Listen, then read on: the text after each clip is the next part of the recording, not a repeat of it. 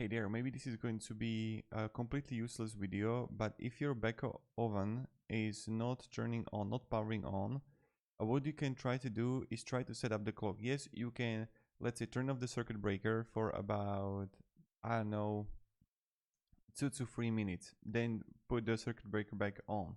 This is the first thing that you can try. But here the comment was, look at this, maybe it's going to help you. When the power came back on, the oven would power on but wouldn't heat up. We checked the fuse, the consumer unit, and still nothing. So we asked our landlord to send an engineer to repair it. Within 2 minutes he asked my wife, "Did you set the clock yet?"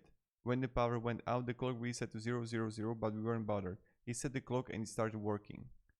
So just try to set up the clock. If you didn't, maybe it's going to fix the issue for you. And thank you very much for watching and have a great day and goodbye.